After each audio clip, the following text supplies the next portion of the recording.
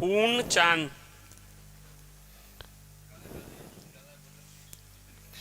जय श्री हित हरिवंश, राधे राधे, राधा वल्लभ श्री हरिवंश।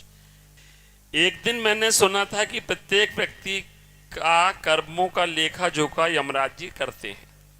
अब गुरुजी, जब व्यक्ति मर जाता है तो जड़ शरीर तो जला दिया जाता है और आत्मा निकल के परमात्मा भगवान से मिल जाती है।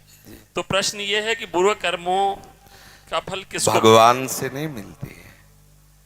भगवान से जिसका मिलन होता है तो पहले वो हिसाब खत्म होता है, समझ रहे ना। हाँ, जिसको भगवान से मिलना होता है तो उसका पहले हिसाब खत्म हो जाता है। तो हिसाब खत्म हो गया तो भोग का कोई संयोग ही नहीं रहा। अच्छा, जब हिसाब में जब चलना होता है तो अभी भगवत मिलन नहीं हुआ। तो ये जो हमारा अंतःकरण है, सूक्ष्म शरीर, और स्वभाव जो कारण शरीर है, स्थूल शरीर तो यहीं पड़ा रहता है। नरकों का भोग किनको भोगना होता है, सूक्ष्मता से समझना। स्थूल शरीर जैसे सैया पे पड़ा हुआ तो मुर्दे की तरह पड़ा है, लेकिन हमें कोई स्वप्न में पीटता है तो दर्द होता है ना, होता है ना। अगर कोई चाकू निकाले तो होश खराब हो जाते हैं ना, पूरा अनुभव होता है ना, लेकिन एक थप्पड़ भी नहीं लगता है, क्योंकि स्थूल शरीर तो सोया हुआ है। वो लग किसको रहा है? सूक्ष्म शरीर को, समझ रहे ना।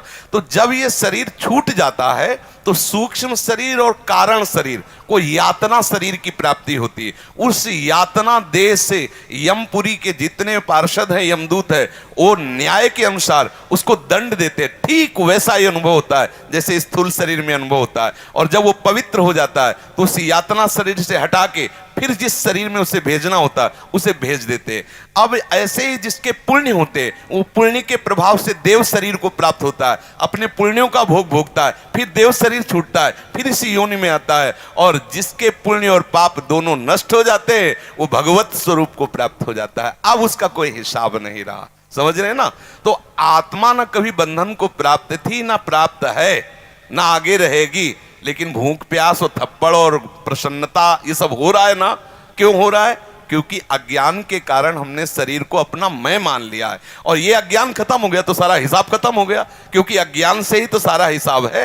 जब विशुद्ध ज्ञान हुआ, आत्मस्वरूप का बोध हुआ, सारे प्रारब्ध संचित क्रियमाण सब उस निष्प्रभावित हो गए। शरीर पर आक्रमण करेंगे लेकिन आत्मा निर्लेप है। नैनम छिन्नन्ति शस्त्राणि नैनम दाति पावका न चैनम क्लेदिन त्यापो न शोष्यति मारुता। वो अपने स्वरूप का अनुभव करके मुक्त पुरुष हो गया, जीवन मुक्त पुरुष हो गया, समझ रहे ना।